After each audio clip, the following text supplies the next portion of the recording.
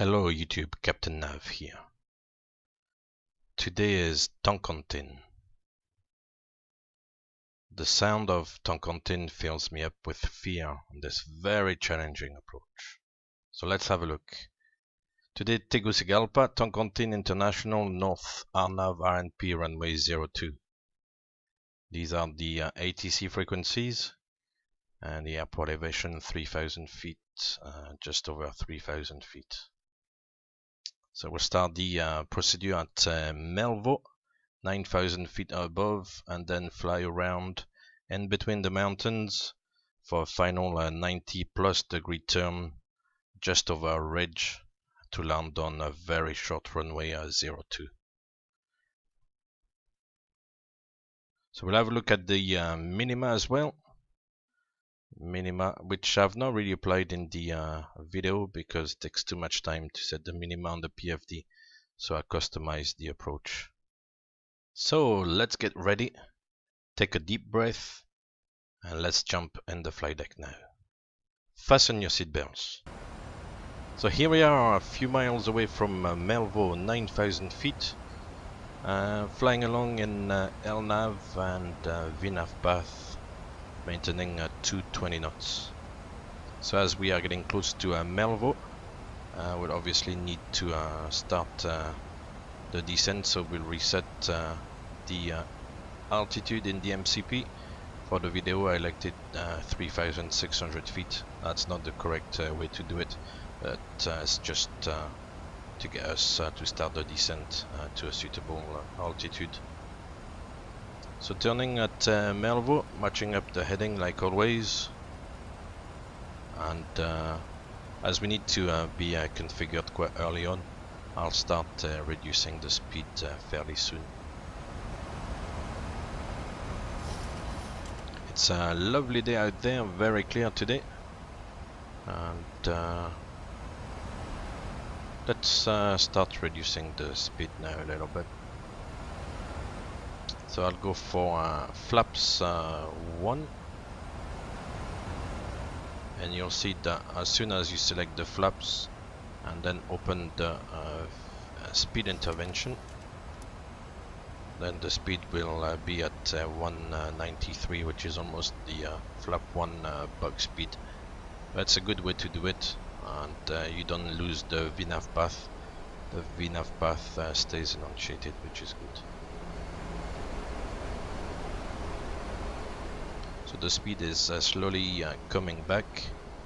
Let's have a look outside. That's the airport in the distance there, and we're gonna fly around between the mountains for that very sharp turn to land runway 02. So back in the flight deck now, and I guess we can add some more flaps because the speed is not coming back too quickly. So we'll add more drag and go for flaps 5. We're getting an FMC message, probably to add more drag, or there's a problem with the speed. So, but we are taking care of the speed now, so no problem. Yeah, drag required after TG 015, so no problem. We are dealing with the situation. The speed is coming back slowly. At the moment we are fairly safe. It's a fairly safe situation, but then it's gonna get a little bit more complicated as we go down the approach. I have to admit I had to record the video, the final bit a few times because it's very difficult to get the final turn right. So that's the disclaimer for today, and the result is still not entirely satisfactory. So yeah, it's a very scary approach. You'll see later on as we do the final turn. The most complicated is the final turn. Anyway, we'll start configuring the aircraft now. So I will drop the gear, flaps 15. Arm the speed brake, and have a look at the landing checklist to flaps.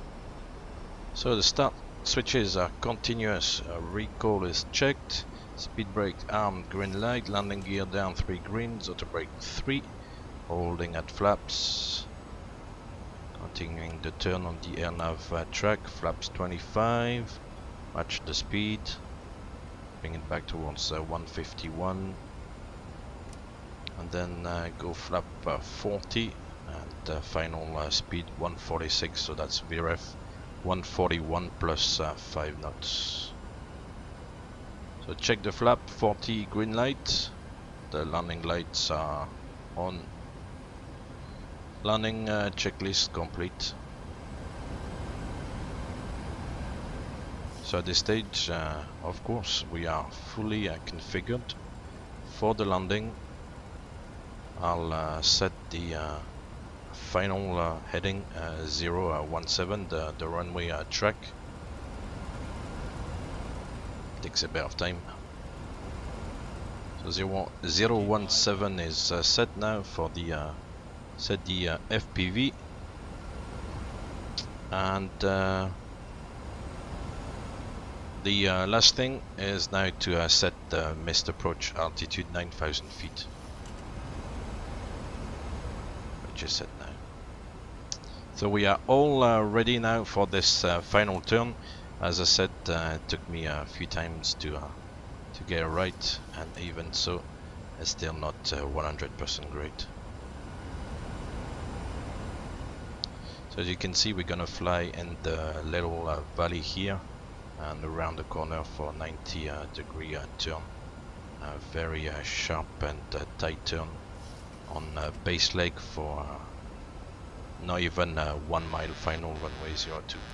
We start flying manually now. Disconnect the autopilot and the auto throttle, and flying following flight director guidance until more or less the final turn. The flight director is still giving proper indication. It follows the RNAV and VNAV path guidance, so we can still follow the flight director at this stage. For the final turn, we wouldn't really follow the flight director, because then it's all over the place, so we wouldn't use it. So all set for the final turn. We are aiming for the light patch ahead of us on the hill in the middle of the trees there, and yeah, the picture there looks quite scary. I mean, I wouldn't dream of doing this in real. I think it's probably the most challenging approach in the world. This final turn there looks really scary over the hill there. Is unbelievable. Anyway, we'll try our best. Coming up to the final turn now, so fasten your seatbelts and hope that it's all gonna go well. So here is the light patch in the middle of the trees there, coming up in the ORBX global scenery. Might be different in different sceneries, but in ORBX we've got this this light patch there, just under the nose. And starting the final turn, you get terrain warning and all the jazz. Very close to the ground. I need to keep the turn going there, increasing the bank angle. Very close to the ground again. It's almost as if the wingtip is actually touching the ground. It will be really scary if you are sitting on the left hand side there as a passenger. Turning, we're gonna overshoot a little bit, a bit too low, but it's trying to keep the turn and the rate of descent under control, aiming back for the center line and trying to cross the threshold about 50 feet, aiming for the center line. We're gonna probably hammer it down and touchdown. Here we are using the reversers, and the auto brake is doing its job. So here we are in Toncontin, 60 knots. We stowed the reversers, manual braking. So we made it safely on the ground, no crash. We didn't run over the runway, which is good. And yeah, very scary. As I said, I wouldn't dream of doing this in real. So that's my take on it. So I hope you didn't get scared and you found this video somehow insightful into this very challenging approach, if not the most challenging approach in the world, I think. And that's my opinion anyway. Very challenging because of that final turn around the hill, more than 90-degree turn base leg for a very short final, just about maybe 1 mile final, if at all.